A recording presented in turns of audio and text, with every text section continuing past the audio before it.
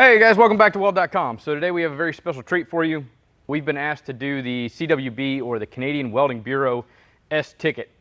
And so we're just going to walk you through. To get your S ticket, you have to pass this setup, this configuration, in the flat, horizontal, vertical, and overhead. So we're actually going to do a series on this. We're going to start off today with the 1GF because it's actually a groove and a fillet all in one. So we're going to go ahead, run this entire plate, show you some of the stipulations. It's a lot different than what we conduct down here in the US. There's some starts and stops that have to be done in a particular spot. There's some specific rules we have to follow and guidelines. And at each hold point, the inspector actually has to come over and inspect that.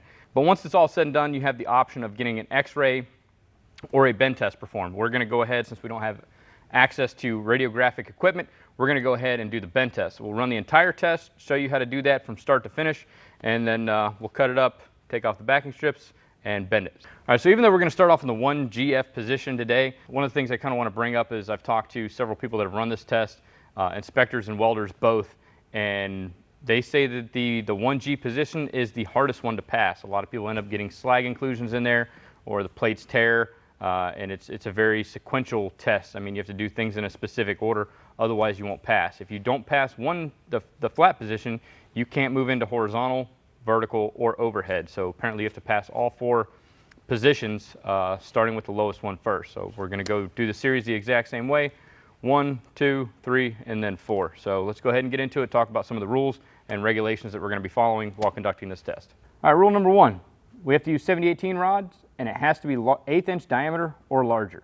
Can't use any grinders, saw blades, files, or methods that can remove deposited metal or alter the weld bead profile at all. So can't use any grinding wheels, or we're allowed to use a wire brush or a power brush on the grinder, but we can't use anything that's going to reshape the bead profile or remove any deposited metal.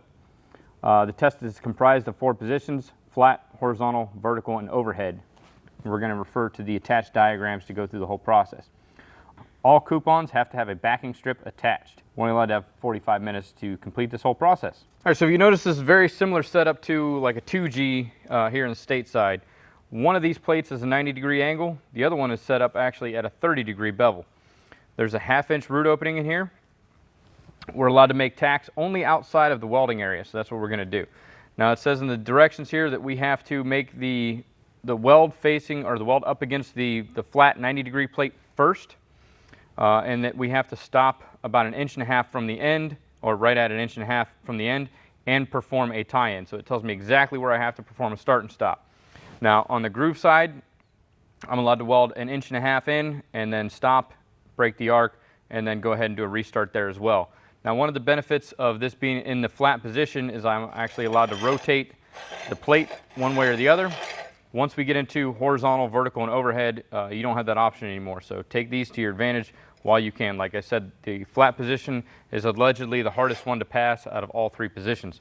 So attention to detail is a big factor in doing this. We have some 7018 E7018-1 primes from ESAB that we're going to be using. Now the fillet weld can't be any bigger than 5/16. And if you notice, I have a 1/2 inch groove angle, or 1/2 inch root opening in here. I have to tie both of these pieces together in 2 passes without performing a weave. So what I'm going to do is I'm going to bring my work angle up a little bit higher, which is going to allow me to have unequal leg length, favoring the bottom side a little bit more, and then I should be able to tie in the edge of that bevel into that first weld without a problem on my second pass. So let's go ahead and get into it.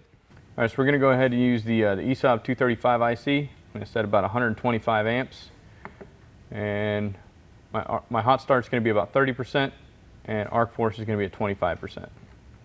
All right, so the directions say that I should use as much amperage as I'm comfortable with, as I'm able to handle doing this, and make sure that I focus all of the energy against that square plate, square side, that flat side. So I'm just going to focus as much attention as I can. I want to try to dig deep and then be able to make it to that indicator where I have to do a stop and start, and then I'll go ahead and terminate the arc right there. I'm going to use the run on and run off tabs to my advantage.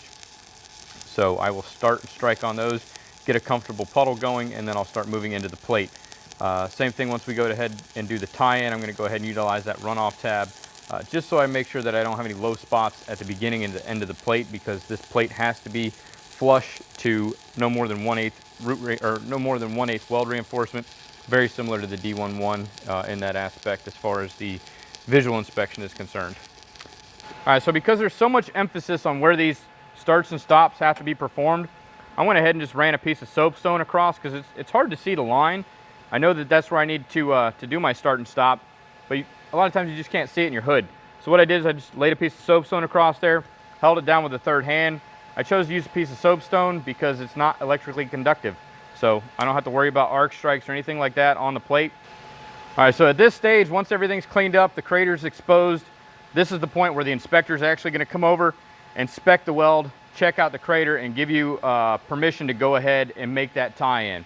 So you always want to, there's different hold points on this exam or this test.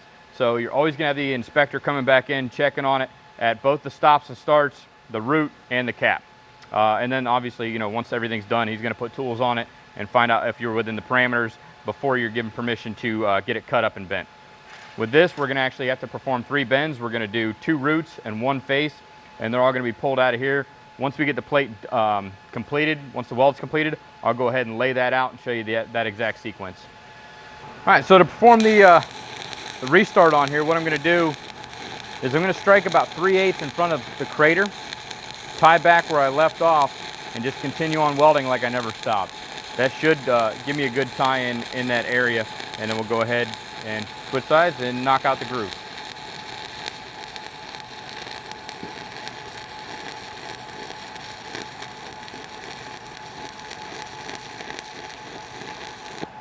All right, so to measure the leg height, I really can't get in here with any other tools, but I do know that this plate right here is 3/8 thick, which is 6/16. So if the top toe of my weld is a 1/16 or greater as read on my VWAC gauge, that means that I am 5/16 or less. So let's start over here. Right on top of that toe, I'm at 3/16, so that's a 1/4 inch fillet weld. The highest point right here was at my tie-in. Hit that. The leg height is less than 5/16, which I'm allowed to have.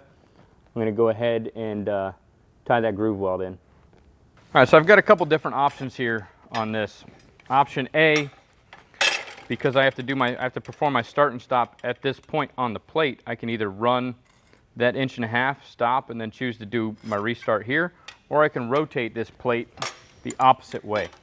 Now, because the root part, or the root of the weld is highly critical, like I said, this is a 1/2 inch root opening. So once we take this backing strip off, all that strength is relying upon this weld. I want to build up some additional heat if I have that to my advantage. So what I'm going to do is I'm going to strike off here. I'm going to ride that weld all the way down into here, tying into the base plate, or I'm sorry, tying into the edge of this plate, the backing strip, and the weld. I'm going to go ahead and join those 3 pieces in this pass. And then I'm going to do my termination right here. I want to try and bring some heat with me. That way when I go in to do my tie-in, I've got a nice hot area to weld and do my tie-in point at, versus where if I did it back here, it'd be a little bit cooler. Chance of cold lap could occur here. I'm just going to go ahead and take the easy route, and I'm going to run that in here, build up that heat, get it to that stopping point. All right, so with the crater here, because I can't use any power tools whatsoever to reshape or reform this, I want to try to make this crater as flat as possible. So when I roll up to it, I know I'm going to terminate. Right as soon as I want to terminate, I flick the rod out of the puddle one way or the other. In this case, I flipped back because my soapstone was here, so I couldn't flip forward. But I flip back, and that gives me a nice deep crater that I can tie into. This way when I tie in, I don't get a cold lap right in this area. If I have a lot of material built up in here and that crater isn't tapered down to the backing strip, it's going to be a lot harder to make that tie-in without having a big lump right there. I want to try to keep this as uniform as possible so that doesn't affect that profile of that cap, because I'm only allowed to have 1/8 weld reinforcement up here. So I don't want to put a big nugget in here and every time I weld over top of it, I'm just going to keep going higher and higher. I want to eliminate that. So I got a nice tight smooth taper that goes all the way down from the height of my weld, and it transitions smoothly into that backing strip. So now when I go to strike off, I'm going to start about 3/8 ahead, strike the arc, pull back into the crater. Once I hit probably about 50%, maybe 3/4 way through that crater, I'm going to go ahead and start welding just like I never stopped, and I should have a nice smooth tie-in. very similar to what we have right here with our previous tie-in on that squared edge. All right, so here's the tie-in. At this point, I'm going to call the inspector back over, say, hey, I'm ready for you to inspect the tie-in. He's going to say yay or nay, in my opinion. Obviously, I'm a little biased, but I think that's a pretty good tie-in right there. Don't have any lumps. If you notice, I've slowed down here quite a bit. At the ends, you tend to have little dips. So I'm just building up a little bit of metal and using this runoff tab to my advantage. That way, everything's nice and flush across the top. I don't have a little scoop coming out of the end where I could have a low spot at the termination of this plate. Same thing on this end. I'm going to come in a little bit slower, make sure this is all built up for my next passes. Now what I want to go do, I'm going to start putting my inner passes in here. I'm probably going to put 2 passes side by side, very similar to what I did on the root here. And just make sure I tie into the bevel and then tie back into this square with 2 passes here. Once that happens, I'm going to go ahead and I'm going to let this plate cool for a minute. I have 45 minutes to complete this test. I'm going to take that, all that time, use it to my advantage. I'm going to wait until I can hit this plate with a temp stick at about 150 degrees Fahrenheit. Once it's below that temp, I'll go ahead and put in the other 2 intermediate passes, or 3, whatever it takes. Let that cool for a couple minutes, and then I'll go ahead and put the 3-bead cap. The reason I don't want to put so much heat into this material is because at each rod, each pass that I run in here, I'm bringing that temperature of the material up. If I bring that temperature up too high, the 125 amps that I'm working with, that's going to start causing a violent reaction. It's going to get too hot, too fluid. It's going to be hard to control that puddle. I'm probably going to get some weld spatter. I don't want weld spatter because I don't have any tools that I'm allowed to use on this plate to remove any material. Any weld deposition or any weld metal deposited on here, I can't remove it or leave tooling marks with the chipping hammer on the surface. So if I have weld spatter on here, there's really not much I can do about it. So I'm going to try and alleviate that by keeping the plate in a pretty good temperature zone by not getting it too hot with throwing too many passes down at one point.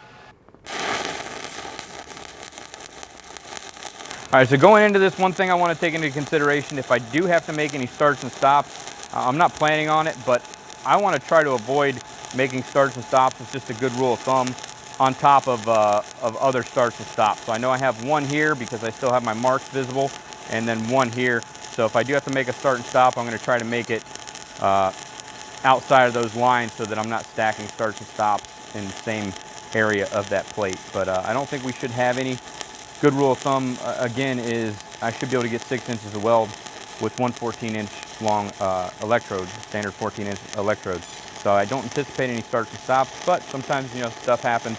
You got to work with the hand you're dealt, so try to take that into consideration. Proper prior planning prevents piss poor performance, so plan everything out.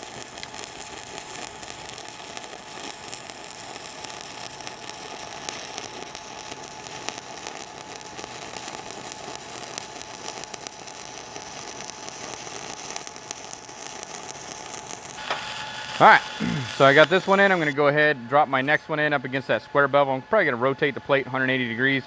That way I can weld from this side over to here. You'll see that I have a bluish purple hue on here. That tells me that I'm getting this plate right around the 500 to 600 degree Fahrenheit range. That's why I'm going to run one more pass. I'm going to let it cool down for a couple of minutes, and then we'll go ahead and put the additional inner passes in, let that cool, and then knock it all out with a 3-bead cap.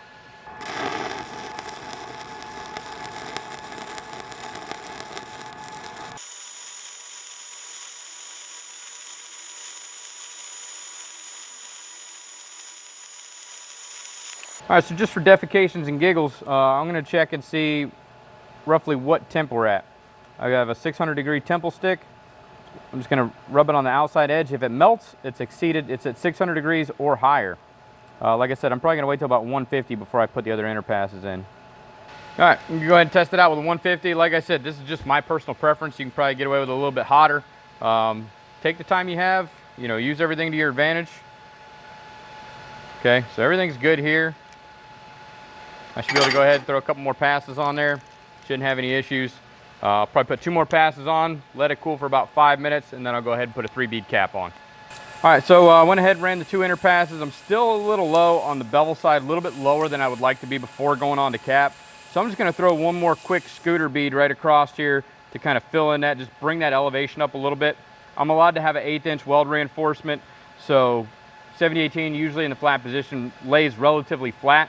So I don't want to take a chance of having underfill in this area. So I'm just gonna throw one more quick bead in there, and then I'll let it cool, and then we'll throw a 3-bead cap on it, and we should close her out.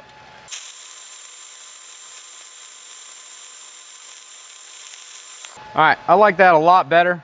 A little above the surface here, but I still maintain both of my visible lines on the edges of the plate. That's what I'm gonna use as the center line for my cap. So when I start that, I'm probably gonna start on the bevel side, and I'm just gonna erode and wash up on that outside edge of that plate. Probably get about an 1/8 inch over that corner. Tie that one in, tie the second pass in, the third pass will tie into the second pass, but I'll erode this edge on the square plate right up closest to me. But like I said, I'm gonna probably let this cool about another 5-10 minutes, and then we'll go ahead and throw the cap on it. And what I'm looking for is I just wanna watch the edge of that plate kind of wash away. I wanna see that the edge of my puddle wash over that and just kind of blend in with the edge of that plate. I wanna cover it, like I said, about an 1/8 inch material. Just keeping a nice steady travel speed. That way I maintain a good bead width. And once I come over here to the termination, I'm going to go ahead and make a slight pause because I want to make sure that crater is completely filled to the entire cross section so that I don't have a low spot at the end of the plate. All right, I'm pretty happy with pass number 2 of our 3-bead cap. I'm going to go in here, the last pass. What I want to do is tie in 50% to weld number 2 and then cover up this material over here, that hard edge of that material, about an 1/8 of an inch. So I mean, we're just welding flat here, so there's nothing special about it. I'm gonna go ahead and strike up on the run-on tab. Use these to your advantage. Come up into the welding zone, slow, steady travel speed, watching the width of my puddle, making sure I have enough to cover up weld number 2 and tie into that plate all the way through the end. Kind of pause here at the end before I run into that the run-off tab once again, and we'll let her cool. We'll lay out the plate, show you exactly where all the specimens are gonna come from, get it cut out, prepped up, and see if I got what it takes to be a Canadian welder with an S ticket for at least the 1 GF position. All right, so the first thing we want to do is look for undercut and underfill. So I'm going to look along the edges. Use a flashlight because it actually generates a shadow. Looks like we did pretty good here. There's no undercut to be had. Now, if there were undercut, we're allowed to have up to a 32nd of an inch. The next thing I want to go and check for is the weld reinforcement. Now remember, I can't have any more than an 1/8 of an inch or 3 millimeters. So I'm going to go ahead. This is typically what people are going to use to check weld reinforcement. However, if you look, this tool has to sit flat in order for it to work. Now because of the heat, that's been put into this plate, we can no longer use this gauge. It's just not going to give us an accurate reading. So what I'm going to do is I'm going to switch over to something called a VWAC gauge, which stands for Visual Weld Acceptance Criteria. Now with this, I can lay it flat on the material and check and see if it's an 1/8 inch.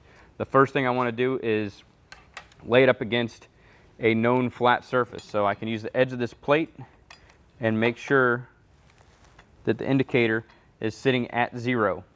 Okay, because if this point gets flattened out due to use or wear and tear, that point breaks off, it may no longer display 0 over here.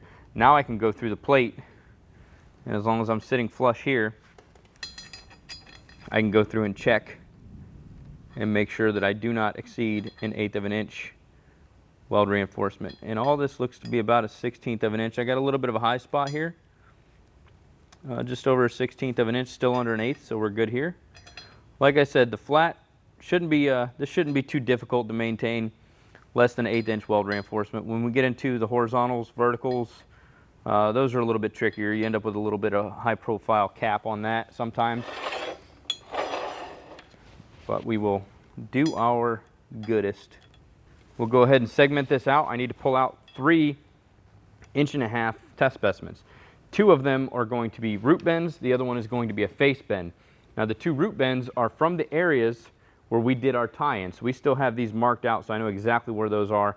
We came in 1.5 inches on this side and hit one and then hit the other here. So these are going to be our 2 root bends. The center specimen is going to be our face bend. So I'm going to go ahead and lay that out. We're going to get to cutting these up, take the backing strip off, grind the face flush, radius the corners, and then meet over at the bend tester. And hopefully I have what it takes to be a Canadian welder, I guess. We'll see. All right, today we're going to go ahead and use this Tiger ceramic from Weiler to do all of our cutting. I got a 6-inch cutoff wheel. We're going to practice all of our safety, appropriate safety, and wear the appropriate PPE, just like we showed in the comprehensive grinding video. I'd use oxy fuel, but somebody forgot to order gas. All right, so we're going to go ahead and bend this first root. The 1 actually stands for the position, and the R is root. We're going to go ahead and put the plunger to the face of the weld, and then bend the root.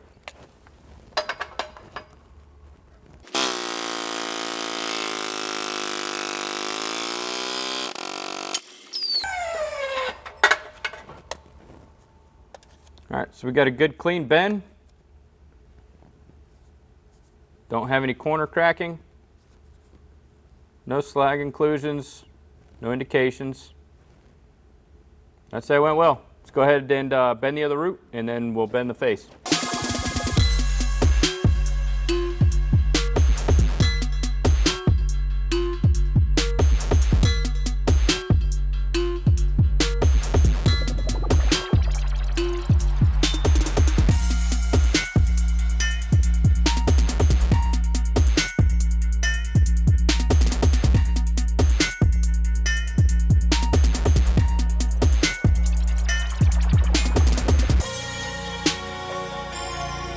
All right, guys, so that is part 1 of the series of the CWB testing. That is the 1GF position. It stands for groove and fillet weld because, well, there's a fillet weld that you have to run first, and then the groove right thereafter. We're going to go ahead and do part 2 soon, so stay tuned. Make sure you like and subscribe. If you were to do this, it is definitely possible to do it in under 45 minutes. If any of the Canadian viewers, if you guys have had any experience with this test, go ahead, drop some comments down there if you have some words of encouragement or little tips that you could pass on to the up-and-coming welders that are going to be taking this test soon, you know, wherever they may be. Go ahead and drop down in the comments section. I mean, help each other out. You know, that's kind of what we're here for. So it's great to be part of the welding community. We're all trying to bring each other up. So we definitely appreciate you guys watching. Hopefully it answered a lot of the questions. Appreciate the likes and comments and all that good stuff. And until next time, make every well better than your last.